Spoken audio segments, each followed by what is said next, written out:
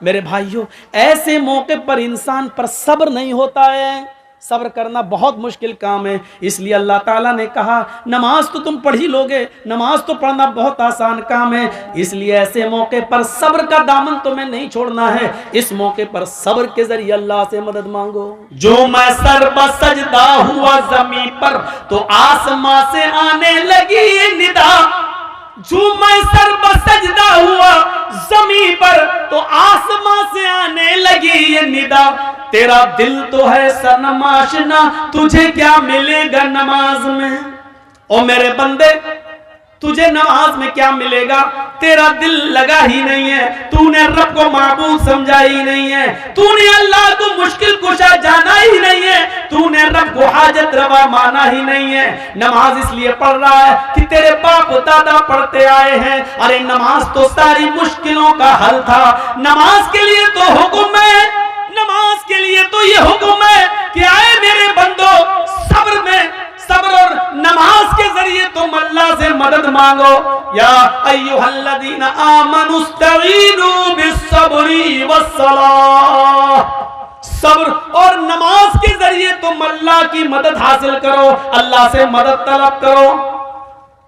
इन्नल्लाह मअस्साबिरीन, अल्लाह सब्र करने वालों के साथ है। वो एक सजदा रूह ज़मीन जिससे कांप जाती थी, वो एक सजदा रूह ज़मीन जिससे कांप जाती थी, उसी को तरसते हैं आज मिंबर व मेहराब। आज उस सजदे की जरूरत है। आदमी दोनों हाथ जमीन पर रखे, नाक अपनी जमीन पर रगड़े, माथा उसका जमीन पर हो।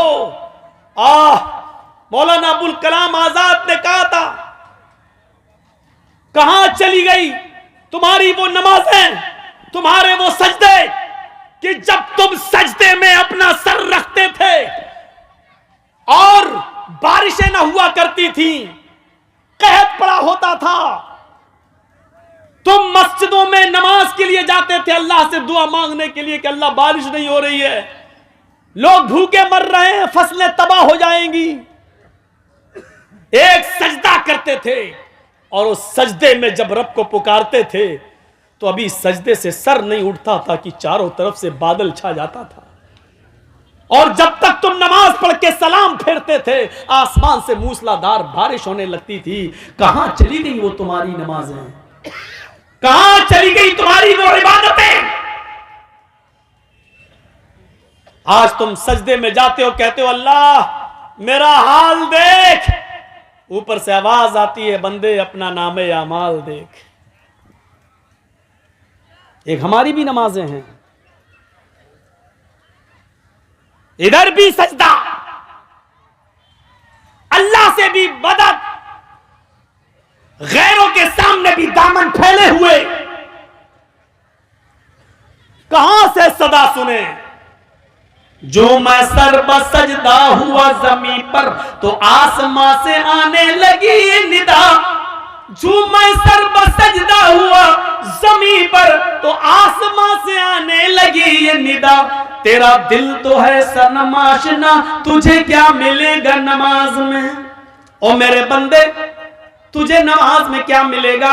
तेरा दिल लगा ही नहीं है, तूने रब को माबूद समझा ही नहीं है, तूने अल्लाह को मुश्किल कुशा जाना ही नहीं है, तूने रब को हाजत रवा माना ही नहीं है। नमाज इसलिए पढ़ रहा है कि तेरे बाप दादा पढ़ते आए हैं। अरे नमाज तो सारी मुश्किलों का हल था। नमाज के लिए तो हुक्म है, नमाज के लिए तो ये हुक्म है कि आए मेरे बंदो, सब्र में, सब्र और नमाज के जरिए तुम अल्लाह से मदद मांगो। या अय्युहल्लज़ीना आमनुस्तईनु बिस्सब्री वस्सलाह। सब्र और नमाज के जरिए तुम अल्लाह की मदद हासिल करो, अल्लाह से मदद तलब करो। इन्नल्लाह मअस्साबिरीन, अल्लाह सब्र करने वालों के साथ है। चलिए आज तुमसे एक सवाल करता हूं और देखता हूं कि कितने लोग गौर से सुन रहे हैं मेरी बात। अल्लाह ताला ने यहां दो चीजें पेश की, या अय्युहल्लज़ीना आमनुस्तईनु बिस्सब्री वस्सलाह। क्या कहा? सब्र के जरिए और नमाज के जरिए अल्लाह से मदद मांगो। कितनी चीजें बताई? दो। तो कहना क्या चाहिए था? अल्लाह ताला इन्नल्लाहा मअस्साबिरीन वल मुसल्लीन, अल्लाह ताला सब्र करने वालों के साथ और नमाज पढ़ने वालों के साथ है। दोनों बातें जब कहीं तो दोनों के साथ होना चाहिए ना। लेकिन अल्लाह ने क्या कहा, इन्नल्लाहा मअस्साबिरीन।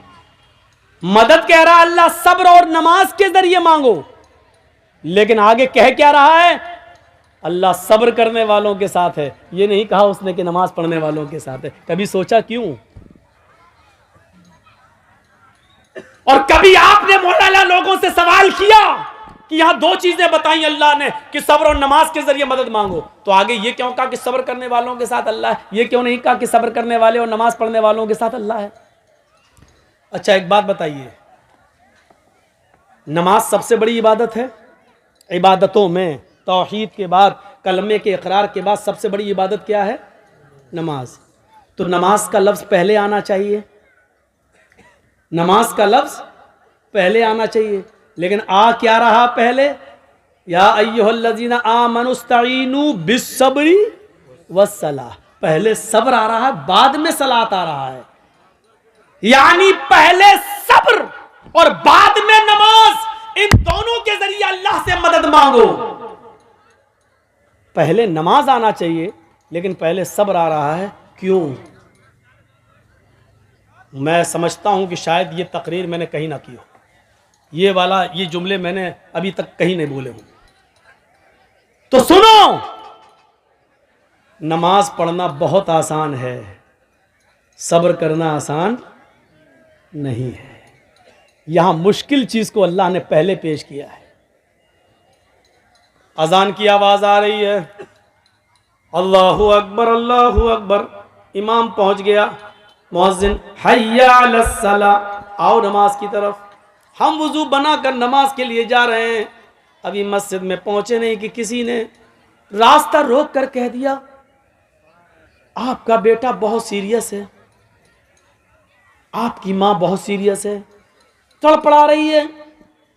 मेरे भाइयों, यकीन मानिए कि ऐसे मौके पर इंसान का सब्र का पैमाना लबरेज हो जाएगा अपना बेटे का जब बीमारी का नाम सुनेगा।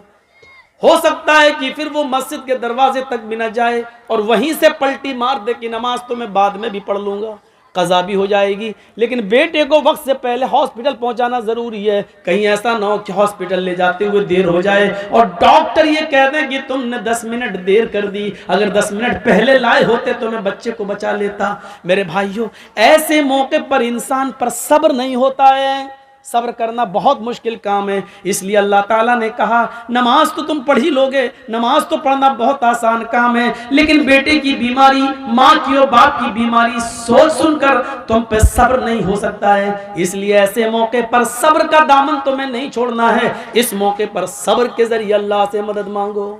सब्र, आपको मालूम है अल्लाह के रसूल एक कब्र के पास से गुजर रहे थे, वहाँ एक औरत बैठी हुई थी जिसका बच्चा इंतकाल कर गया था और वो अपने बच्चे की कब्र पर बैठ कर रो रही थी। अल्लाह के नबी ने उससे कहा, अल्लाह की अमानत है, ले लिया, चलो तुम सब्र करो। वो पहचान नहीं सकी कि ये अल्लाह के रसूल हैं। उसने क्या कहा, अरे चल जा यहाँ से। आ गया, सब्र कर सब्र कर, सब्र सब्र कर चिल्लाने वाला। जिसकी ऊपर गुजरती है वही जानता है। तुझे क्या मालूम कि मेरा बेटा मर गया है, मेरे ऊपर क्या गुजर रही है, तू क्या जाने। उसने मोहम्मदुर रसूलुल्लाह से ये कह दिया। अल्लाह के रसूल वहां से चले गए। भाई ऐसी मौके पर क्या कहा जाए जब वो अपने बच्चे की मौत पर सब्र नहीं हो रहा है, उससे सब्र नहीं कर पा रही है। वो तंबी करना था, कर दिया, आगे बढ़ गए। बाद में उस औरत से 1-2 दिन के बाद किसी ने कहा, तुमने जिस आदमी से ये जुमला कहा जानते हो वो कौन? वो मोहम्मदुर रसूलुल्लाह थे। हैं? वो अल्लाह के नबी थे जिनको मैंने ये बोला था कि हाँ। 3-4 दिन के बाद वो अल्लाह के रसूल के पास आई और कहती है, मुझे माफ़ कर दीजिए अल्लाह के नबी, मैं आपको पहचान नहीं सकी। अब सुनिए यहाँ अल्लाह के नबी क्या कहते हैं, आए अल्लाह के रसूल, मैं आपको पहचान नहीं सकी, मुझे माफ़ कर दीजिए। आपने मुझे उस दिन सब्र की तलकीन की थी, मैं सब्र कर रही हूँ।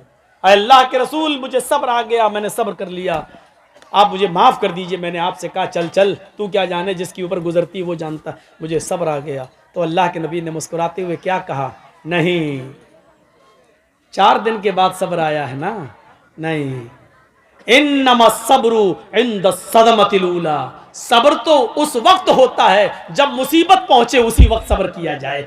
बाद में तो सभी को सब्र आ जाता है, 2 4 5 6 दिन के बाद, 1 हफ्ते के बाद तो सभी को सब्र आ जाता है। आज अगर 4 दिन के बाद तुम्हें सब्र आया है तो क्या आया है? असल सब्र तो उस दिन था जिस दिन तुम्हारा बेटा मरा था और तुम अपने बेटे के कब्र के पास बैठकर रो रही थी और उस वक्त मैं कह रहा था सब्र करो। उस वक्त तुम सब्र करती तो तुम्हें अज्र मिलता, तुम्हें इनाम मिलता, तुम्हें अल्लाह के यहां सवाब दिया जाता। 4 दिन के बाद माफी मांग रही हो और कह रही हो क्या मुझे सब्र आ गया। आज सब्र का कोई बदला तुम्हें नहीं मिलेगा। सब्र तो वो है जो मुसीबत के वक्त आदमी करे, बाद में तो सभी को सब्र आ जाता है। सब्र को समझने की कोशिश करो। सब्र यही नहीं है, एक गांव का मुखिया है, पुलिस और एसएसपी और डीएम से उसके ताल्लुकात हैं, हम गरीब आदमी है, उसने पकड़ा थप्पड़ मारा और हम पिट गए, कुछ नहीं कह रहे उसको, क्यों? मुखिया है, अच्छे ताल्लुकात हैं, सब्र कर लिया। ये सब्र नहीं है, ये सब्र नहीं है, ये जुल्म को सहना है, ये बुज़दिली है। आपने सब्र नहीं किया, आपके दिल में यह था अगर आज इसके पावर के बराबर मैं होता या इसके बराबर मेरे पास पैसा होता या ये पोस्ट मेरी होती, तब देखें ये कैसे जुल्म करता, तब मैं इसको बताता। आप जुल्म सब्र नहीं कर रहे हैं, आप जुल्म सह रहे हैं और जुल्म को सहना एक और जुर्म है, एक और पाप है, एक और गुनाह है, एक और ये बुज़दिली आपने। मुसलमान कभी बुज़दिल नहीं होता है, मुस्लिम कौम जुल्म सहने के लिए पैदा नहीं हुई है। आपके अंदर गुस्सा है, होना चाहिए। मैं नहीं कहता हूं कि गुस्सा आप मत होइए, मैं कहता हूं कि अगर गुस्सा आपके अंदर है तो इस गुस्से को परवरिश कीजिए, उस गुस्से को पालिए। मैं तो आपको यह नसीहत करता हूं कि गुस्से को पालिए, लेकिन इस गुस्से को आप अपने अंदर पाल पोस कर बड़ा करिए और यह गुस्सा वहां दिखाइए जब आपका बेटा शराब पीते हुए घर पे आए, तब आपका गुस्सा आना चाहिए। आपकी बीवी बेपर्दा जब बाजारों में घूमती है तब आपको गुस्सा आना चाहिए। इस गुस्से को संभालिए और जहां गुस्सा होने की जरूरत है वहां गुस्सा कीजिए। यहां गुस्से की जरूरत है, यहां आपकी बेटी बेपर्दगी के साथ घूम रही है, मोबाइल लेती है, अपने जीजा की मोटरसाइकिल पे बैठ के बहनोई के साथ सफर कर रही है और देवर की मोटरसाइकिल पर भाभी बैठकर जा रही है। आपके अंदर गुस्सा आना चाहिए और आप अपने छोटे भाई से कहें तेरी हिम्मत कैसे हुई कि तूने अपनी भाभी को यानी मेरी बीवी को पीछे बिठाया, मोटरसाइकिल पे बिठाया। और एक ससुर को अपने दामाद पर गुस्सा आना चाहिए कि तूने अपनी बीवी को छोड़कर मेरी दूसरी बेटी जो तेरी साली है वो तेरी मोटरसाइकिल पे बैठ के बाजार या स्कूल क्यों गई है। इस गुस्से को संभालिए और इस गुस्से की जरूरत है यहां पेश करने की। आप इस गुस्से को परवान चढ़ाइए। हराम है, हराम है, हराम है अगर कोई जीजा अपनी साली को अपनी बाइक पे बिठाकर शॉपिंग कराता है। हराम है अगर कोई देवर अपनी भाभी को बाइक पे बिठा के शॉपिंग कराने के लिए जाता है और ये कहता कि मेरे भाई की इजाजत है। शरीयत भाई की इजाजत के बावजूद भी भाभी को अपने साथ ले जाने की इजाजत नहीं देती है। शरीयत ससुर की इजाजत के बावजूद भी, बीवी की इजाजत के बावजूद भी बीवी की बहन को अपने साथ जाने की इजाजत नहीं देती है। शरीयत शरीयत है, न तेरी बीवी का कानून चलेगा न तेरे बाप का कानून चलेगा। यहां कानून चलेगा तो फातिमा के बाप का कानून चलेगा। अगर मुसलमान हो तो फातिमा के बाप के कानून को मानो, अपनी बीवी के बाप का और अपनी बीवी का कानून नहीं। शरीयत शरीयत है, किसी के बाप की जागीर नहीं है। मुझे जो कहना था कह दिया। जिसको बुरा लगता लगता रहे। अगर बुरा लगता है तुम्हें तो अल्लाह की कसम में कामयाब हो गया। अगर मेरी बात तुम्हें चुभी है तो अल्लाह की कसम में अपने जलसे में कामयाब हो गया। और अगर मेरी बात का बुरा नहीं लगा तो हमें सोचना पड़ेगा कि हमारा जलसा कामयाब हुआ है या नहीं हुआ है। क्योंकि जब बुरा ही नहीं लग रहा है तो इसका मतलब यह कि आप वही करोगे जो करते आ रहे हो, और जब वही करना है जो करते आ रहे हो तो फिर जलसा बेकार है। आपका यहां बैठना बेकार है। रात के 1 बजे 1:30 बजे 2 बजे तक यहां बैठकर अपनी आंखें फोड़ना बेकार है, क्योंकि आपको कोई सवाब नहीं मिलेगा। मेरे प्यारे साथियों, दीन सुनने आए हो ना, कुरान हदीस सुनने आए हो। इस कुरान और हदीस की एक बात यह भी है और गिरह बांधो, इन्ना अज़ाबन यौमल क़यामती, इन्ना अशद्द अज़ाबन यौमल क़यामती अल मुसव्विरून। ये याद करिए।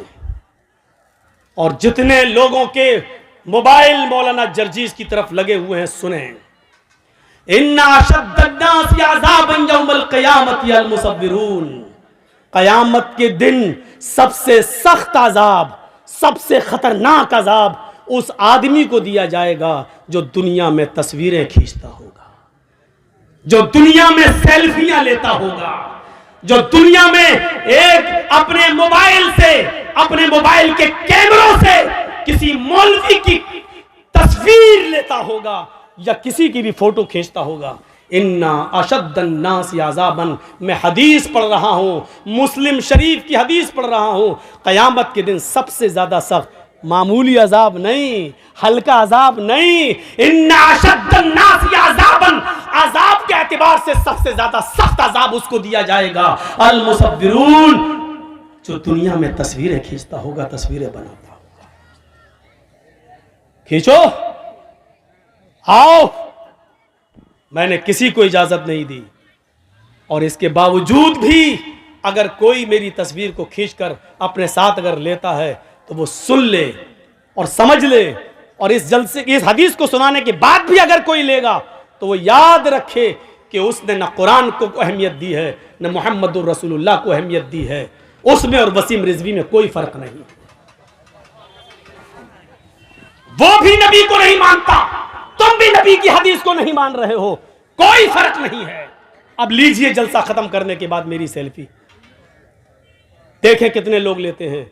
मैंने कह दिया कि उसमें और वसीम रिजवी में कोई फर्क नहीं। अब जो मोहम्मद का शेदाई होगा वो मेरा फोटो नहीं लेगा, जो वसीम रिजवी का भाई होगा वो फिर भी खींचेगा। अब देखता हूं कि कौन मोहम्मद का शेदाई है और कौन वसीम रिजवी का भाई है, अब देखना है मुझे। खींचो फोटो। नहीं मिसाल देना चाहता था लेकिन आज दी हमने। आए हो जलसा सुनने, मजाक बना के रख दिया है दीन के जलसों को, मजाक बना के रख दिया है। परचूनी की दुकान, किराना मर्चेंट की दुकान समझ लिया। जो समझ में आया वो अमल करेंगे, जो नहीं समझ में आया छोड़ देंगे। ये तुम्हारे बाप की जागीर चल रही है। इस्लाम के जो हमें पसंद है वो अमल करेंगे, जो पसंद नहीं आया वो छोड़ देंगे। नहीं चलेगा। शरीयत तो मोहम्मदुर रसूलुल्लाह की नापसंद को भी नापसंद नहीं मान रही है। याद है अल्लाह के रसूल का मामूल था, असर की नमाज पढ़ के आप अपनी सारी बीवियों के घर जाते थे, थोड़ी थोड़ी देर के लिए। आपकी जितनी बीवियां मौजूद थीं उनके घर जाते थे, और हजरत ज़ैनब के घर थोड़ा ज्यादा बैठ जाते थे। क्यों? कि किसी जगह कुछ मिलता नहीं था। और ज़ैनब क्या करती थी, जो आपकी बीवी थी ज़ैनब बिन्त जहश, वो क्या करती थी, उनके पास शहद था तो शहद का शरबत बनाकर अल्लाह के नबी को पिलाती थी। तो भूखे रहते थे, नहीं मिलता था।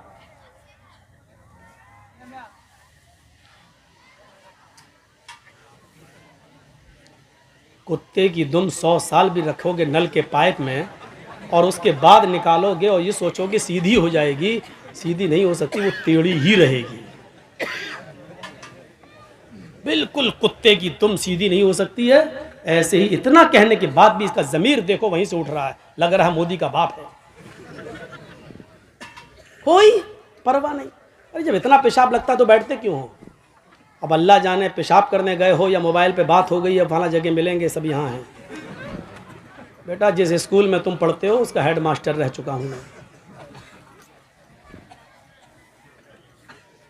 जाकर देख लो, यहाँ जर्जी साहब सुन रहे, वहाँ मेला लगा है।